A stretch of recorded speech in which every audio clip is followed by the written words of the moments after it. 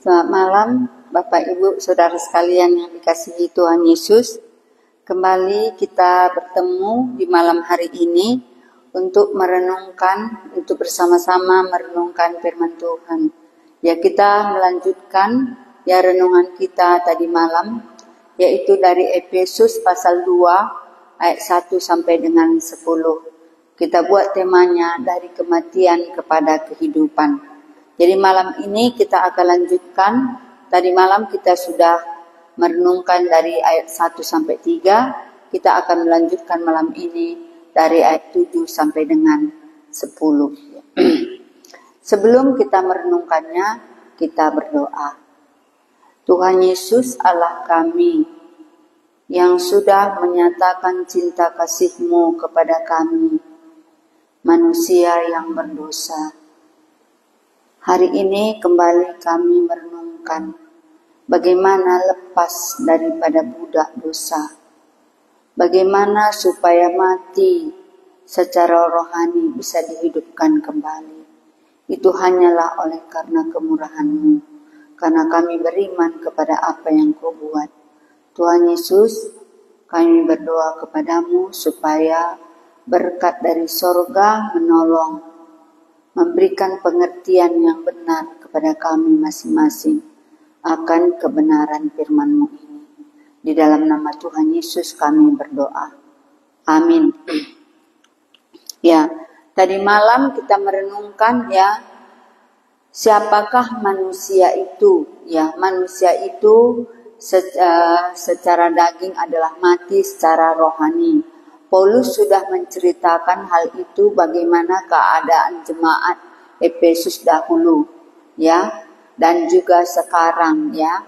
Selanjutnya bagaimana sekarang?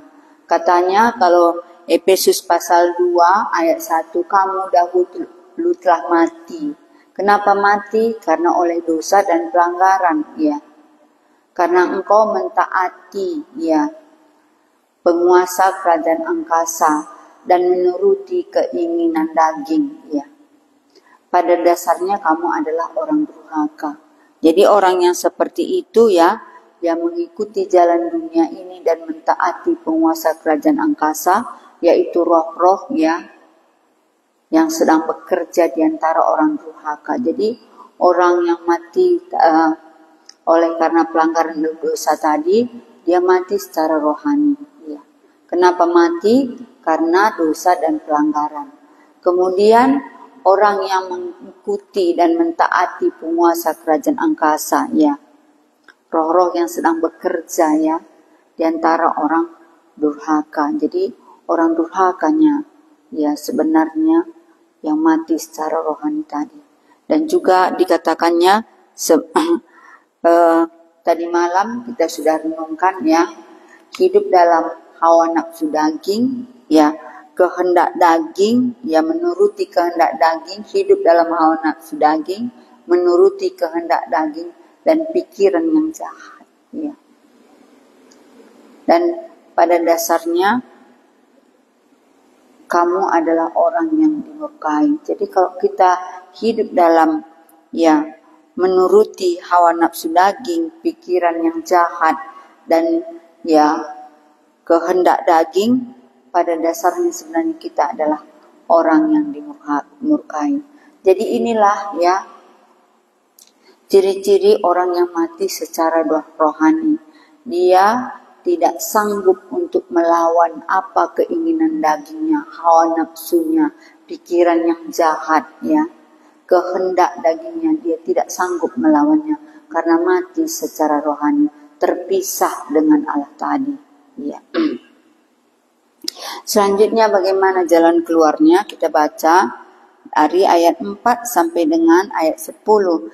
Tetapi Allah yang kaya dengan rahmat, oleh kasih-Nya yang besar yang dilimpahkannya kepada kita, ya. Tetapi Allah yang kaya dengan rahmat, yang telah menghidupkan kita bersama-sama dengan Kristus, sekalipun kita telah mati oleh kesalahan-kesalahan kita, oleh kasih karunia kamu diselamatkan. Di sini ayat 5 dikatakannya, telah menghidupkan kita bersama-sama dengan Kristus. Menghidupkan. Kenapa menghidupkan? Karena tadi mati secara rohani. Ya, sama dengan arus listrik ini. Ya, kalau arusnya ya mati ya dari sumbernya, maka gelap semuanya. Bagaimanapun dibuat tidak bisa. Kecuali kalau ada sumbernya tadi sudah hidup, maka lampu ini akan hidup sendiri lagi. Makanya bersama-sama dengan Kristus telah menghidupkan kita kembali. Ini yang dikatakan Rasul Paulus kepada jemaat Efesus. Ya, tadinya mereka mati, sekarang sudah dihidupkan. Bagaimana hidup? Bersama-sama dengan Kristus. Ya. Di sini enggak dikatakan mereka karena percaya, tidak. Dan telah menghidupkan, ya ayat dari ayat 4, tetapi Allah yang kaya dengan rahmat, oleh karena kasihnya yang besar yang dilimpahkannya kepada kita, ya, oleh karena kasihnya yang besar, karena begitu besar kasih Allah akan dunia ini, sehingga ia telah mengaruniakan anaknya yang tunggal, supaya setiap orang yang percaya kepadanya tidak binasa, melainkan beroleh hidup yang kekal. Jadi bukan karena kebaikan, bukan karena ya kekuatan kita, tapi karena begitu kasihnya. Ya, ini pun dikatakannya, tetapi Allah yang kaya rahmat, ya, oleh kasihnya yang besar telah dilimpahkannya kepada kita, ya, telah menghidupkan kita bersama dengan Kristus, ya. Kalau Yohanes 3 ayat 16 katanya, tetapi karena begitu besar kasih Allah akan dunia ini, sehingga ia telah mengaruniakan anaknya yang tunggal, memberikan anaknya yang tunggal. Jadi kalau memberikan pasti kita harus menerima, sama dengan Yohanes 1 ayat 12. Tetapi semua orang yang menerimanya diberinya kuasa menjadi anak-anak Allah. Tetapi semua orang yang menerima Kristus tadi yang mati di kayu salib, inilah yang membuat kita hidup, yang mati secara rohani dan menghidupkan kita bersama-sama dengan Kristus, bersama dengan Kristus, ya. Terus katanya, telah menghidupkan kita bersama dengan Kristus sekalipun kita telah mati, ya, oleh kesalahan kita, oleh kasih karunia kamu diselamatkan, ya. Jadi pemberian dulu, kasih karunia dulu. Akhirnya kalau kita bersama dengan Kristus yang memberikan kasih karunia yang begitu besar kasih dan rahmatnya kepada kita orang yang berdosa ini, ya, maka dialah yang menghidupkan kita kembali bersama dengan Kristus yang kita terima tadi, ya. Dan di dalam Kristus Yesus ia telah membangkitkan, tidak hanya menghidupkan kita. Tadi mati, kenapa menghidupkan? Karena kita tadi mati secara rohani. Jadi tabiat kita tadi sudah dikuasai oleh kuasa dosa. Jadi sekarang dihidupkannya kembali dan menghidupkan kita kembali bersama dengan Kristus, dan juga apa? Dan juga telah membangkitkan kita juga dan memberikan tempat bersama-sama dengan Dia di surga. Selain menghidupkan kita, membangkitkan kita, ya, bersama-sama dengan Dia. Jadi sebagaimana Kristus bangkit dari antara orang mati, kita pun, ya, akan bangkit dari orang mati, ya.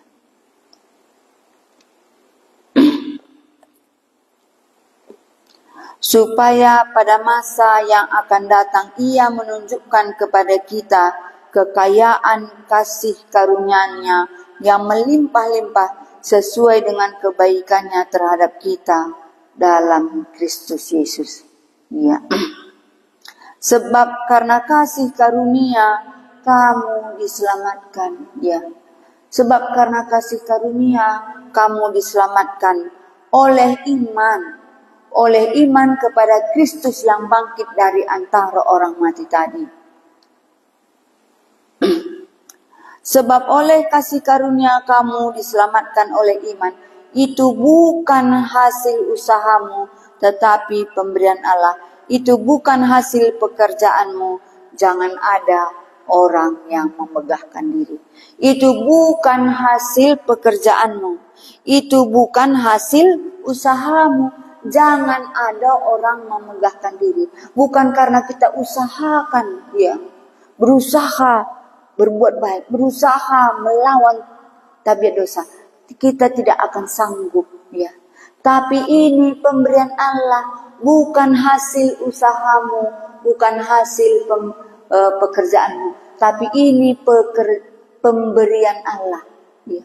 Jadi jika aku menerima pemberian Allah tadi yang begitu kaya rahmatnya, dapat menghidupkan aku kembali orang yang mati secara rohani ini. Inilah jalan keluarnya yang diberikan oleh Allah sendiri. Allah begitu mengasihi kita, begitu mencintai kita karena kita adalah ciptaannya. Dia tidak ingin kita hidup menjadi budak dosa dari hari ke hari. Apalagi kita sudah mau minta tolong, mau lepas. Tapi ini jalan keluarnya. Karena Allah yang kaya rahmatnya telah menghidupkan kita kembali bersama-sama dengan Kristus. Bersama dengan Kristus yang mati di kayu salib itu. Bersama dengan Kristus yang mati, yang dari kematian itulah kita bisa dihidupkan kembali.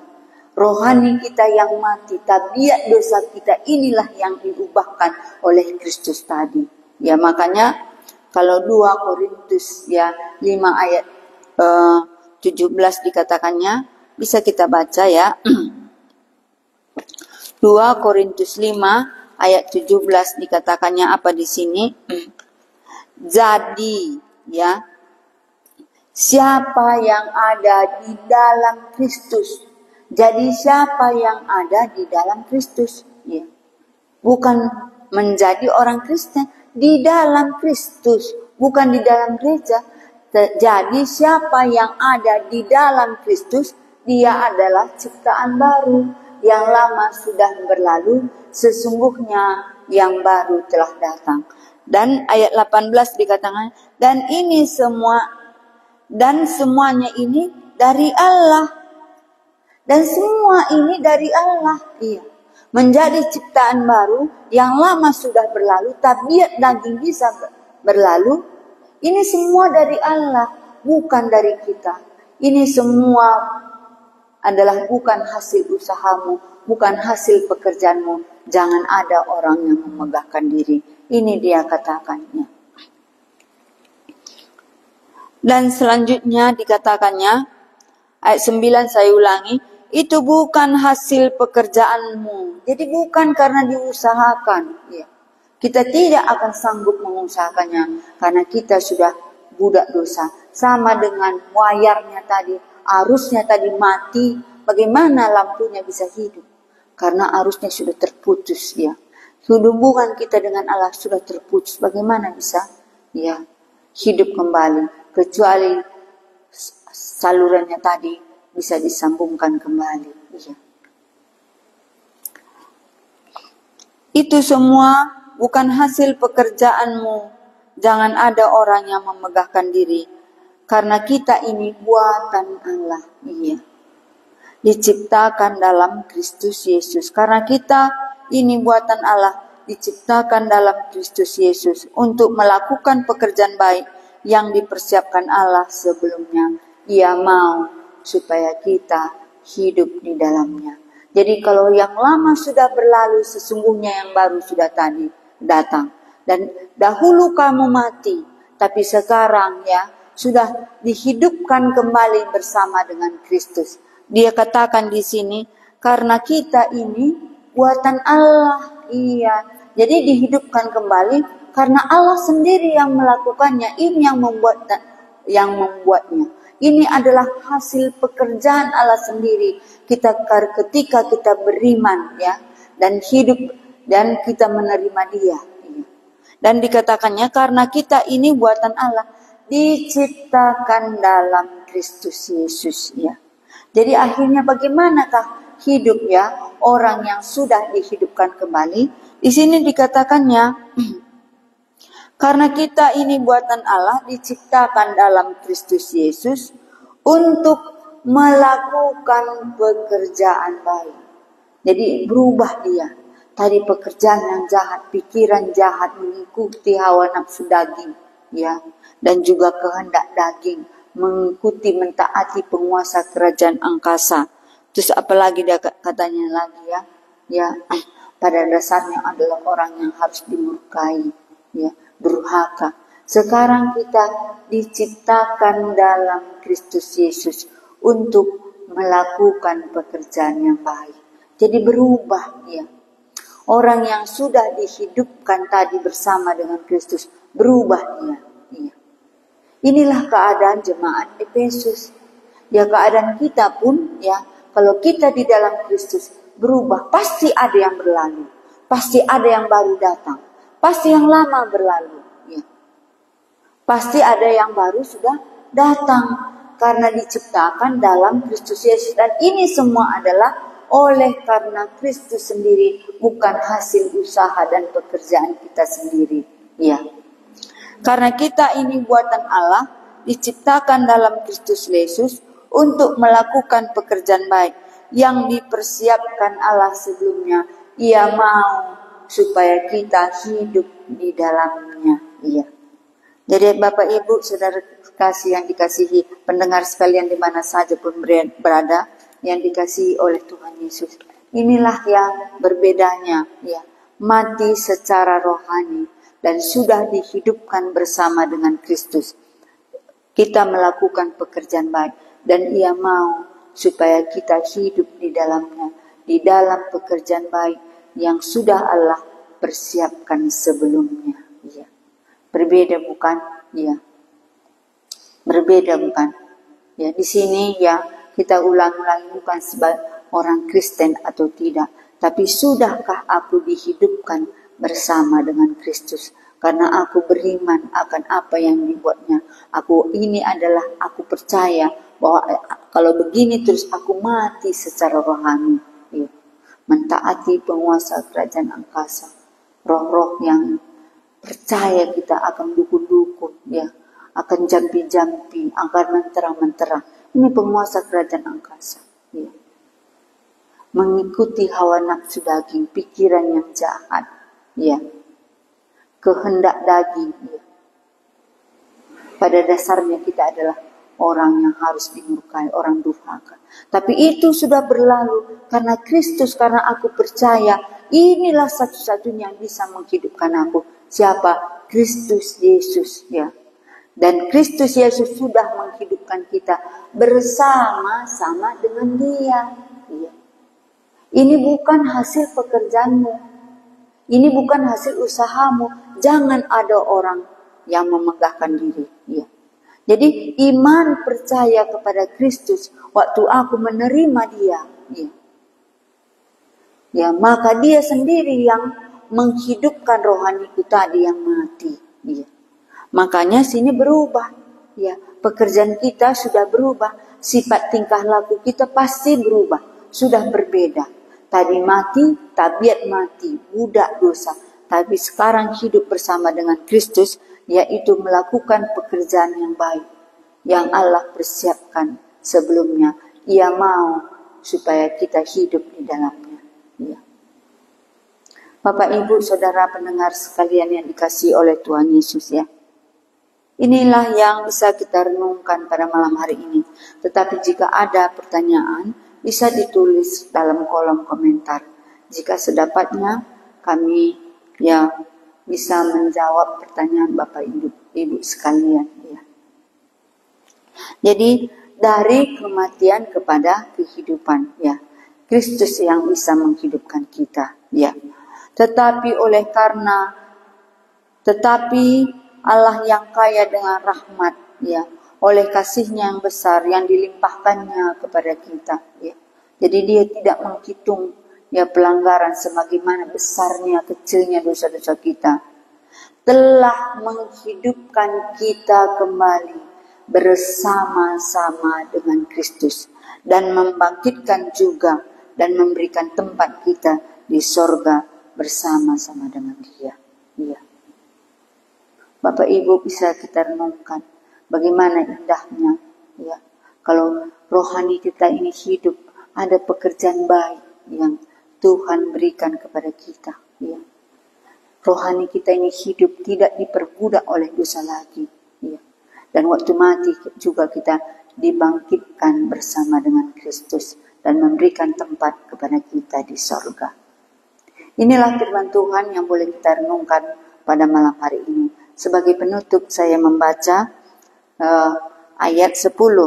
Karena kita ini buatan Allah, diciptakan dalam Kristus Yesus untuk melakukan pekerjaan baik yang dipersiapkan Allah sebelumnya.